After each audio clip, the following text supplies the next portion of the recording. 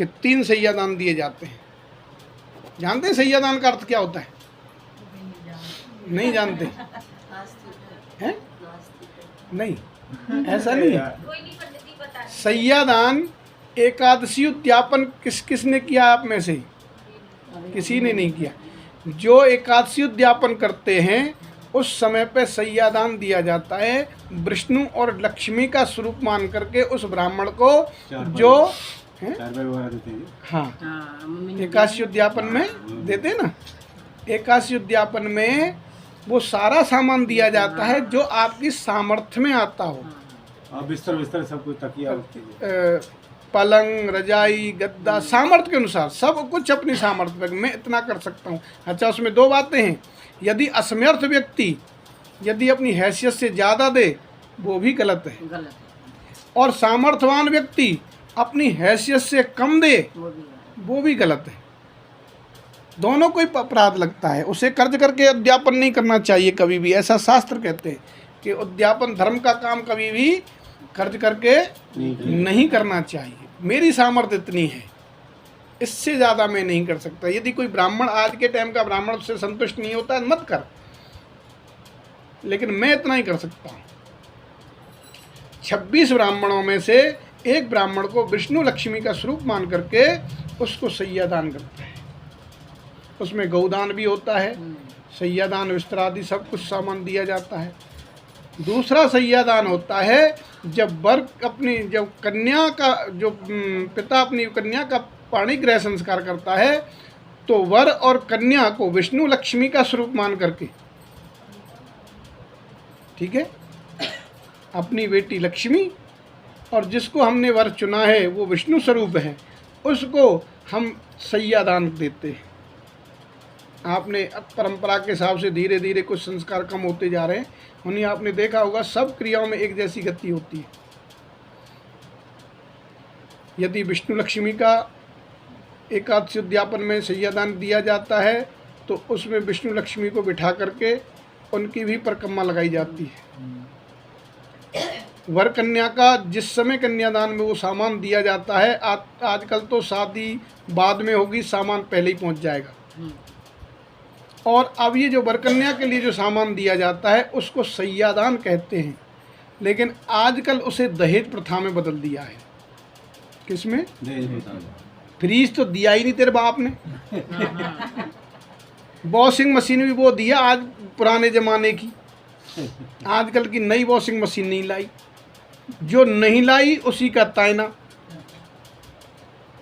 और नहीं, पहले क्या था? ये पहले ये था सैयादान, श्रद्धा। मैं अपनी बेटी के लिए भी नहीं है, विष्णु लक्ष्मी के लिए ये सामान दे रहा हूँ। और जब फेरे के बाद में वर को बिठाया जाता था पलंग पे और कन्या एक मूढ़ा डाल करके उसके पैरों में बैठती थी, और जब उसके पहले माता पिता, फिर भाभी भैया, फिर अन्य रिश्तेदार, आगे आगे पिता जौ बहता है और पीछे से उसकी माँ जल डालती जाती है, वो परिक्रमा दी जाती है, तो होगी परिक्रमा। उसे कहते थे उस समय पर रीति रिवाज में, आप भी गांव में ऐसा होता है, उसे कहते थे पलकाचार।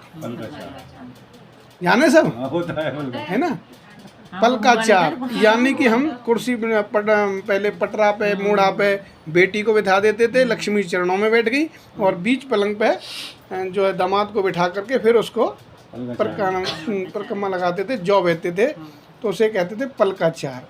ये रीति रिवाज। और तीसरी सैयादान जो दी जाती है वो मृतक के समय पे, जब किसी की औधरवैदिक क्रिया की जाती है उस समय भी ऐसा शास्त्र का वर्णन है, गरुड़ पुराण में ऐसा लिखा हुआ है कि जो 13 ब्राह्मणों का जो भोजन होता है वो 12वें दिन और 13 ब्राह्मण। बहुत से लोग 13 दिन करते हैं, लेकिन 13 दिन नहीं, 12 दिन और 13 ब्राह्मण। 12 जो ब्राह्मणों का जो भोजन कराया जाता है वो 12 ब्राह्मण श्रवण और श्रवणीय माने जाते हैं, जो भगवान यमराज के चित्रगुप्त और चित्रगुप्त के श्रवणीय सलाहकार और सूचना पट हैं, सूचना देने वाले। तो उनको प्रसन्न करने के लिए गरुड़ में ऐसा वर्णन आया है कि उनको प्रसन्न करने के लिए 12 श्रवण और श्रवणियों को भोजन कराया जाता है, और 13वां जो होता है उसे कहते हैं विष्णु और लक्ष्मी। उस विष्णु लक्ष्मी के लिए भी गौदान और सैयादान किया जाता है, उसकी भी परिक्रमा लगाई जाती है। ये ऐसे करके 3 सैयादान होते हैं।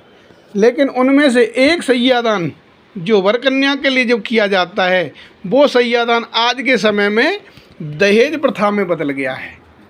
क्या बदल गया? दहेज प्रथा। कि नहीं जी, हमें तो बोलेरो गाड़ी चाहिए, जब तक तो शादी मानी नहीं जाएगी। अब पहले पंडित जी लोग कुछ कहते ना, अजी संकल्प में 1100 रुपये रख लो। 11, अरे भाई साहब आप इतने बड़े एकादशी उद्यापन करा रहे हैं, कम से कम 5100 रुपये तो संकल्प में होने चाहिए। आजकल वो संकल्प बेटा वाला कहता, अरे भाई साहब यदि 11 लाख रुपए का आपने थरा नहीं दिया तो क्या दिया, हो गया ना। अब वो ब्राह्मण हो गया, उसका यजमान के आचार्य कौन हो गया? उसका समधी। और समधी का सही अर्थ क्या है? सम माने बराबर, तेरी बेटी मेरा बेटा, कोई किसी का भेदभाव नहीं। जैसा तेरा घर वैसा मेरा घर। तेरे घर में किसी प्रकार का कष्ट है, कोई परेशानी है, तो वो मेरी है। मेरे घर में कोई दुख परेशानी है तो वो तेरी है। उसको समधी कहा जाता है। सम माने बराबर, न तू छोटा न मैं छोटा, न तू बड़ा न मैं बड़ा। बोले सत्यनारायण भगवान की जय।